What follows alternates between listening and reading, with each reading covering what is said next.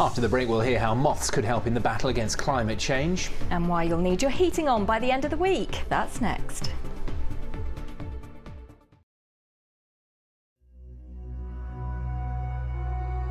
Now the latest from ITV News in the West Country with Eli-Louise Wringe and Jonty Messer.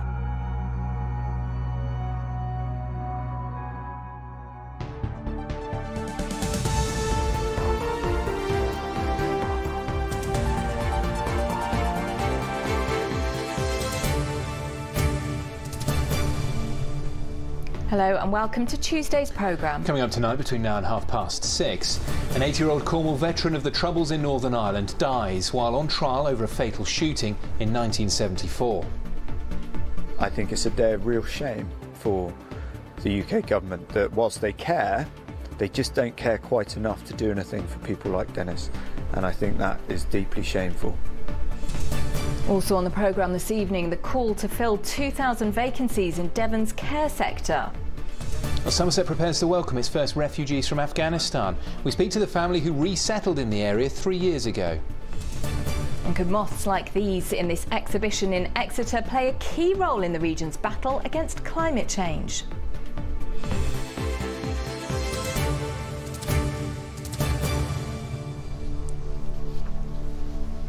Good evening. A Northern Ireland Army veteran from Cornwall who was on trial over a fatal shooting during the Troubles has died.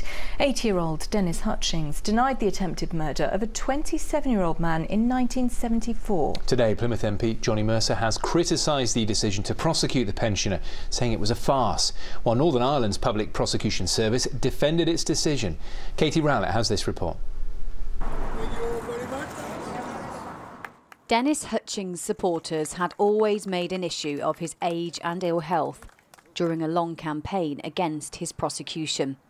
The 80-year-old was on trial in Belfast for the death of John Pat Cunningham almost 50 years ago. The 27-year-old, who had learning difficulties, was shot in the back during the Northern Ireland Troubles. Mr. Hutchings had always denied he was to blame. The former member of the Lifeguards Regiment had been suffering from kidney disease, and the court had been sitting only 3 days a week so he could undergo dialysis between hearings. On Monday, he died at a hospital in Belfast. Hours earlier, the trial was adjourned for 3 weeks because the former Northern Ireland veteran had contracted coronavirus. Former Veterans Minister and Plymouth MP Jonty Mercer accompanied him to court on several days of the trial. Today he said the trial should have never happened. This dominated Dennis's life. Although we can see it and go through the process and see the whole thing for the farce that it is, there is always the outcome that he could have gone to prison and not returned to Cornwall. And obviously there was the worst outcome, that he could have died in Northern Ireland, and that is indeed what came about. So of course it had a huge effect on him. I spoke to him only minutes before he died, and I know how he felt, and I think it's a day of real shame. Dennis Hutchings lived in the small village of Corsand. Legal attempts to have his case thrown out failed before it reached its final stage. Today, Northern Ireland's Public Prosecution Service defended its decision to prosecute, saying, "Where a charge is as serious as attempted murder, it will generally be in the public interest to prosecute." The High Court has recently observed, in a separate case relating to a shooting in 1972, that risks arising from ill health are commonplace in the criminal justice system, and such risks are accommodated within the existing legal framework of criminal trials and the adoption of appropriate measures to mitigate risk. Mr. Hutchings' death will very likely reopen arguments around legacy prosecutions. Katie Rowlett, ITV News. To other news from across the region now, and Cornwall Council is set to cut hundreds of jobs as part of plans to reduce its wage bill by £18 million. An email sent to councillors explained that the cuts would be needed to be made by the end of March. A freeze on recruitment will take place, while some staff will be invited to take voluntary redundancy. The note also says compulsory redundancies will be unavoidable, but measures will be taken to minimise them. The boss of Stagecoach South West hopes a potential new pay deal with unions will improve its service and attract more drivers. The strike plan for yesterday was called off following talks between the company and union bosses. Now RMT members have until next Tuesday to vote on Stagecoach's latest pay offer. Around 1,800 people in North Devon have been affected by a damaged broadband cable. Openreach says it was caused by rodents and is affecting some customers in the Bideford, Clovelly, Heartland and Horns Cross areas. The company is currently carrying out repair work and hopes to have the service running again by tomorrow. Now, Devon County Council says it needs around 2,000 new workers to fill the growing number of vacancies in its care system. One councillor says the culture towards care workers needs to change if the sector is to attract recruits. Many social care providers are turning down requests to help new people and are struggling to juggle staff working patterns. Marina Jenkins has more. Find early mornings. This campaign hopes to inspire a new generation of carers, people who can fill the growing void in Devon's care sector. Find new career heights. One recent recruit is Georgina Heath. She joined the team at Northam Care Trust last year. Since then, her career has progressed and she's just been made a service manager.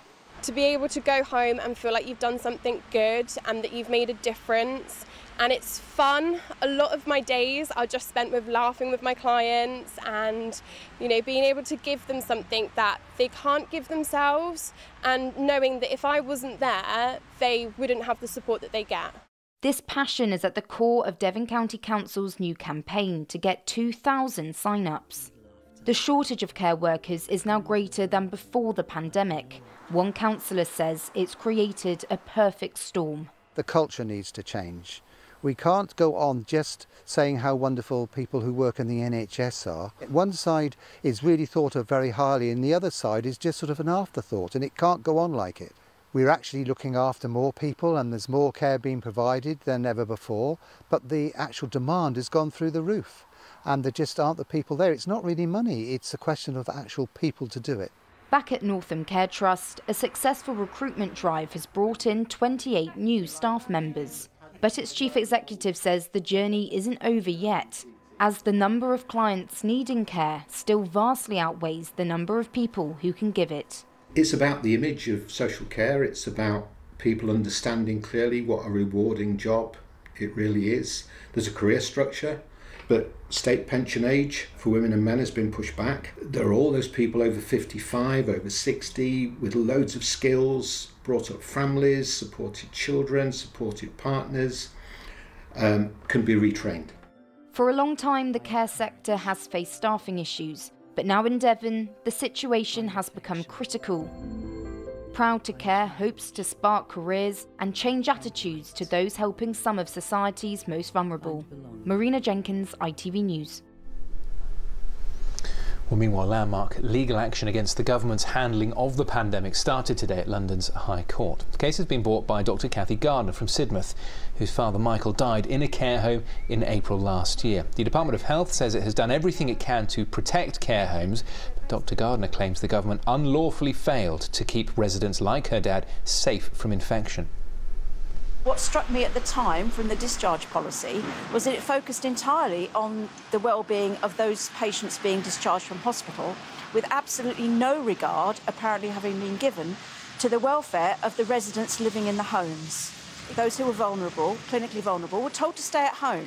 Isolate yourself from your friends, your family, protect yourselves. My father had no choice in that. He was relying on protection from everybody else around him, and he didn't get that. Next tonight, Somerset is welcoming the first Afghan refugee families to the county after thousands fled their home country this summer.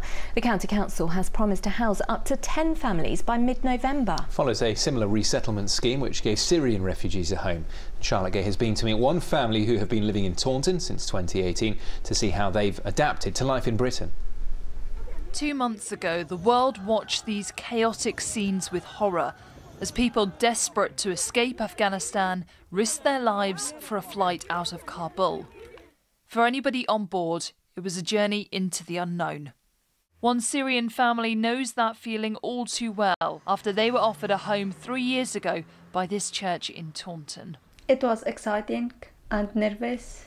What were you nervous about? I was nervous about how people will look at me with my hijab, and how it will be the situation if I will be forced to take my hijab off. I noticed that there is nothing of that, and people always they were exciting about knowing me.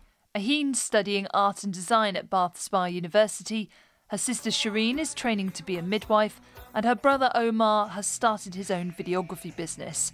It's their ambition and determination to get a good education which stands out to volunteers like Doug. We don't see it in lots of people in England, on my own views, but to see the drive they've got, it's wonderful.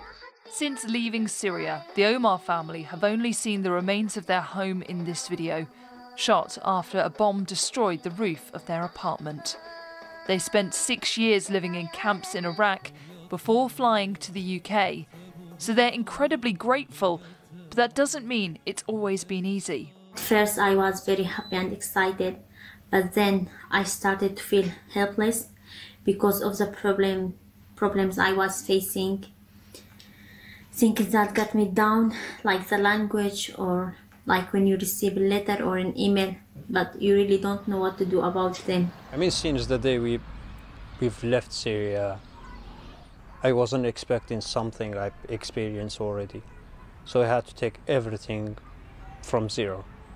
And still now as well, after 3 years being here as well, we're still learning from people and we're still getting experience from them. Somerset County Council have found 10 homes for Afghan interpreters and their families, but not from social housing for local people. By using private landlords, by making sure that we've got the capacities in the school, we've got the capacities in the health service, we're making sure that we're not actually disrupting local people in that sense, but we're bringing them in and offering them the very best support that we can. It's easy to take for granted what it means to feel safe. And now the Omar family hopes those who follow in their footsteps will feel as welcome as they have in Somerset. Charlotte Gay, ITV News, Taunton. Now, a police detective from North Devon has been describing his experiences of racism in the police force as part of Black History Month. Praveen Naidu says he has seen a lot of change during his 3 decades in the force, particularly since the Stephen Lawrence inquiry. Bob Cruz has more.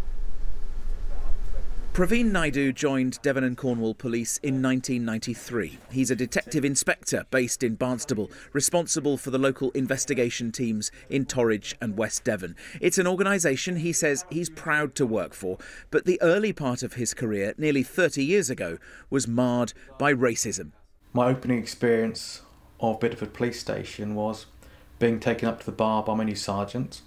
There was a DC who was worse for the wear, and his opening remarks were, one could say, less than racially sensitive towards me, and that set the context probably for the first 2 to 3 years of my career. And whilst the overwhelming majority of people are decent people, what it did sort of show to me, actually, if you don't challenge poor behaviour, how prejudice can actually become quite cancerous. He says there were colleagues who mentored him informally, helped him to progress and had a very positive impact on his career. But there was one moment in the 90s which prompted real change. Certainly since the Macpherson report, which unfortunately was triggered as a consequence of the tragic murder of Stephen Lawrence up in London, and what was quite frankly the incompetent police investigation into his murder, that was a watershed moment for the police, and that's when Devon and Cornwall Constabulary, together with, I'd imagine, every other force in the country, took a long hard look at itself, and things began to progress positively and very quickly, and the change is ongoing.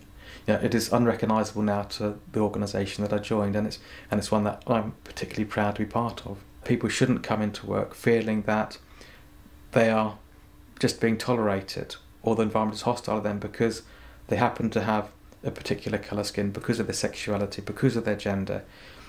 People should be able to come to work and do the job that they're paid to do and engage in a professional way and be accepted.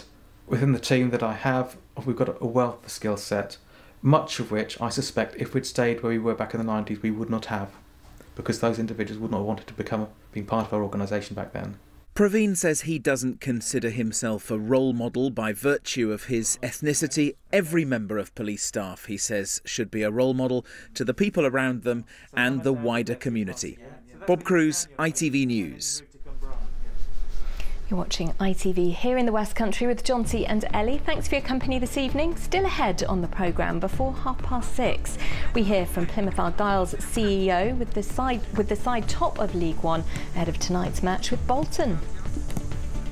And Charlie's with us. Charlie, you're going to have the forecast, and Argyle fans will want to be wondering what the weather's going to be like at home park. Yeah, pretty mild, pretty wet, pretty windy, and we'll take a look at what else is in store for the rest of this week. Looks pretty autumnal. And the ITV News continues after us with the national and international stories at 6:30. Here's Charlene White with the details. Coming up, £5,000 to ditch your boiler. The government sets out its strategy to cut emissions. Heat source pumps for central heating, more electric vehicles and new nuclear power plants. But critics say that's not enough. Also ahead. I admit it all. Moments after she killed her husband, a court's shown the arrest of a woman who says he was coercive and controlling. And Ant opens up to Kate about addiction. Join us for those stories and more from 6:30. But before that, just weeks into the new university year, there is some growing concern that too few students are able to study maths to degree level. Campaigners are trying to persuade higher education institutions to offer more courses in pure maths, which focuses on theory rather than applied maths, which looks at its practical uses. Without it, they say we could have a skills shortage. James Webster reports. Maths is all around us, in objects, measurements, even nature. As this activity centre shows, it can be a lot of fun. But experts who study the subject say they're worried that too few students are able to study it to a high level. There's a terrible tendency, I think, within our society to wear being bad at maths as a badge of honour. And what I would love is for people to really see why we must value mathematics, why mathematics is the foundation of all the amazing technology that we use every day. According to the Protect Pure Maths campaign, only 35 out of the UK's 174 universities offer pure maths degrees. That's despite the number of students studying maths at A-level increasing by 10% between 2015 and 2020. It's now the most popular A-level subject taken by more than 90,000 students. At this college in Somerset, the principal can see why more young people are drawn to the applied courses. You can get a career through a variety now of qualification routes. So I think some of the very traditional approaches are evaporating. We still have learners doing A-level pure maths, A-level applied maths, but we have a lot of learners now studying for degrees in aerospace, manufacturing, business, finance, and that pure maths is in all of them. We write it down as limit of x tends to 1 from above. It's the first term at university for these maths students. So it's going to look a bit like that. Many of them already have career aspirations in mind.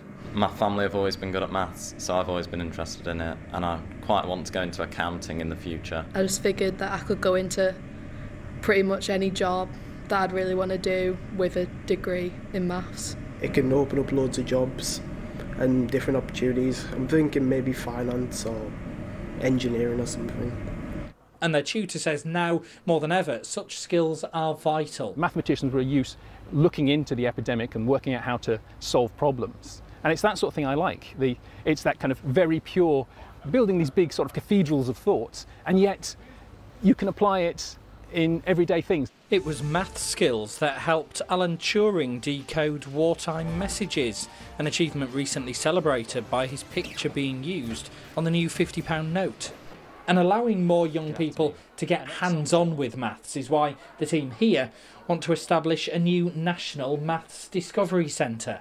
It's the gateway to all STEM careers, science, technology, engineering and maths, and it's also good for people's personal finances. It prevents against redundancy, it protects against debt and gambling, So it's very important for the individual, but it's also important for the country, because as the industries move towards data and big data, it's more and more important that people have those maths skills, and we've got a skills gap in the country.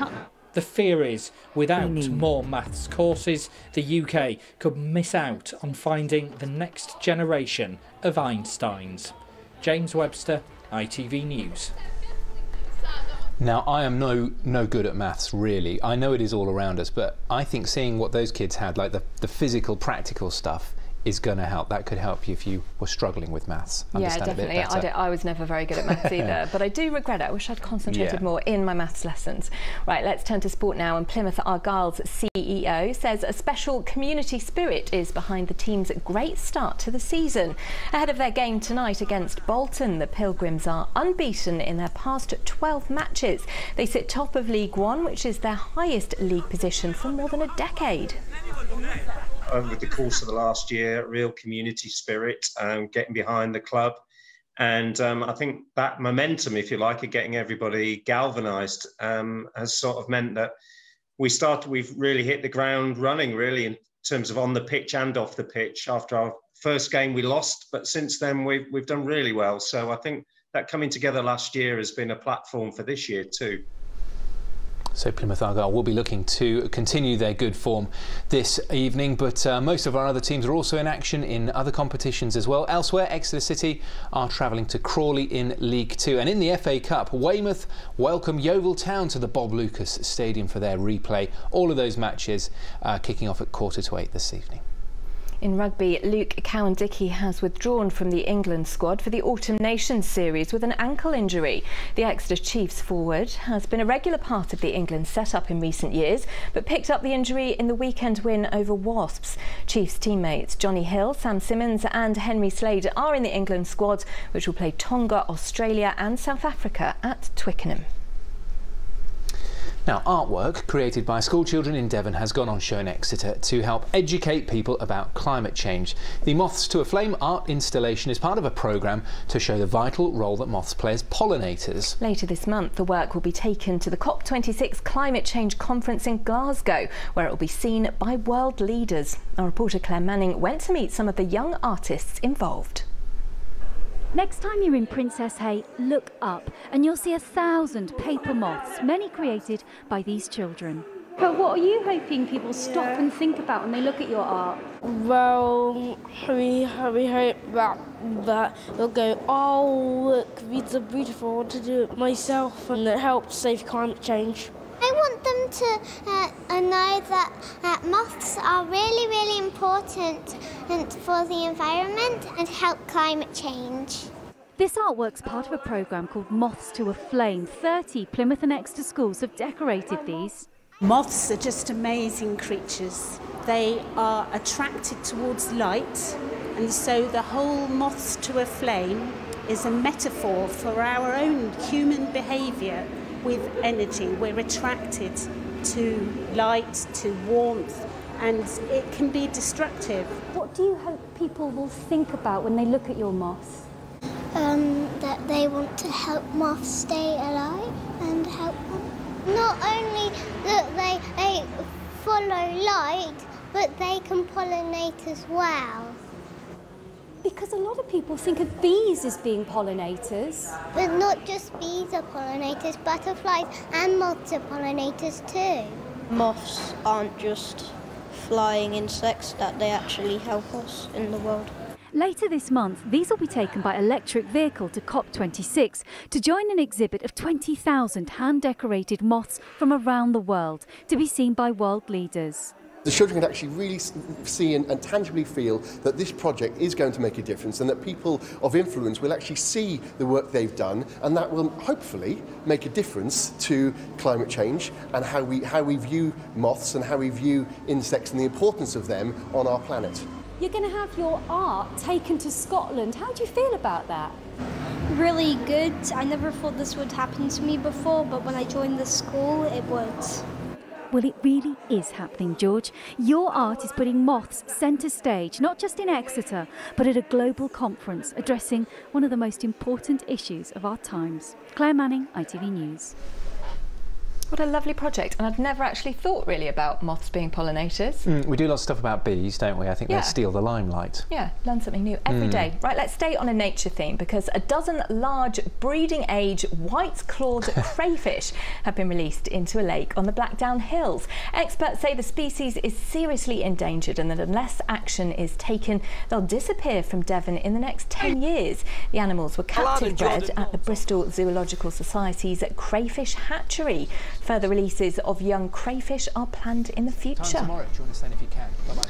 Right, let's get you the weather forecast for the next few days. Charlie's joined us in the studio. Charlie, the weather is problematic because you take a coat because it's raining, you wear the coat, but it's so warm, you end up getting hot and sweaty. What's going on? It's horribly uncomfortable, isn't it? Yeah, the average for the time of year should be around about 12 or 13 Celsius, something like that. Today we got nearly 18 in Chivenor, and that's not bad going really for a day in June. So it gives you some ideas of just how warm it is. This gives you some idea why we're trapped between a warm front and a cold front. So it has been disappointing today. It's been really windy as well, and the area between these two quite aptly is called a warm sector. It just tends to mean that the area is very stable. You can see the winds are pretty uniform, going in the same direction. Not much changes until that cold front goes through, and that's arriving already across some of the areas. But we could be in line for some thunderstorms tomorrow, is that right? Yes, that's right. So once this cold front has gone through, we're going to see some different kind of weather. By the early part of tomorrow, some pretty hefty and probably quite thundery showers will start to work their way through, maybe a bit of hail mixed in as well. And to that end, the Met Office has issued a yellow warning. That's only out for a short period of the morning, but yes, some hail mixed in, some heavy downpours, some strong winds as well. Thankfully for us, most of it will go through pretty quickly. By breakfast you might have a couple of heavy downpours or a rumble of thunder, but for most of us tomorrow it doesn't look that bad, as you'll see right now.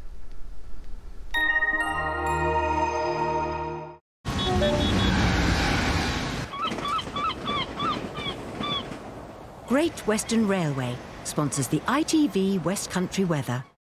So yes, it will stay mild and quite windy as we head into tomorrow, with a bit more wet weather around as well. A number of fronts rotating around this area of low pressure. Here's today's bands of rain. We've got another couple waiting out west for tomorrow. And then on Thursday, this final area of rain will then give us something a little bit quieter for the rest of the week. Weather-wise, that is, still quite windy and feeling quite cold as well. The air coming in from the north and northwest, which is a pretty cold direction, certainly this time of year.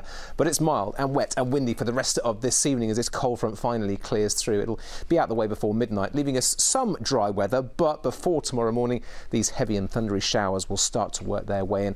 Warning in place from the Met Office. Mild and windy as well, those are only 13 or 14 Celsius. So yeah, a bit of a wet start on Wednesday. Thankfully, a lot of the heavy rain won't last for too long, and by the time most of us are up, it'll be pretty dry with some decent sunshine, but a few more showers will return as we head through the afternoon. Still quite breezy as well, and temperatures above average, not quite as high as today, but getting up to around 16 Celsius. So yeah, another mild feeling day, I would have thought. High tide as we head through the course of tomorrow. Falmouth 6:05 in the morning, and again around about 6:15 in the evening. Still some moderate to rough seas, I would have thought, out there as well. And temperatures are a bit lower still from Thursday. OK, not spectacularly low, 12 or 13 degrees, but with the wind it will feel a bit colder. Still some sunshine around on Thursday, clouding over a bit more as we head towards the weekend. An occasional shower, not impossible either. But this picture caught my eye from Graham in Bideford. A couple of rare gaps in the cloud. I love the way these flock of seagulls are completely silhouetted in what remained of the lights during yesterday evening. Great Western Railway sponsors the ITV West Country weather. So Charlie, it's going to get colder, but those figures aren't actually that low, are they? No, only about a degree or so below average, but bear in mind we've got the strength of the wind coming through. Certainly on Thursday and Friday, it's going to make it feel quite cold. And through all of September and so far this October, temperatures have been above average, so it's just had that sense of being really quite warm. So that will feel a bit different, I think. Yeah, OK, we'll look forward to that. Charlie, thank you. Just before we leave you this evening, a reminder that coverage as always continues on our website. One story in particular has got you guys at home talking today, because almost half of the houses in Cornwall and in Cornwall are second homes, and to save more from being sold as holiday lets, 3 have been saved for locals, and you've been sharing your opinions on that. Yeah, Rosemary Horn says that's the way that it should be. The holiday home crowd have destroyed so many villages in Cornwall. Jackie Alsop's also been in touch and says it sounds like a great plan, but only if the rents are affordable. Pauline Purcell thinks people owning houses just for holiday lets should pay higher rates than locals who are renting. Some interesting points there. You can see that and more on our website. The details are on your screen now. For now, it is goodbye from all of us here. I'll be back with the late news for you at 10:30. Now they will hand you to Charlene White as the ITV National News continues. Whatever you're doing, enjoy your Tuesday evening. We're back again at the same time tomorrow. Join us then if you can. Bye-bye for now. Bye-bye.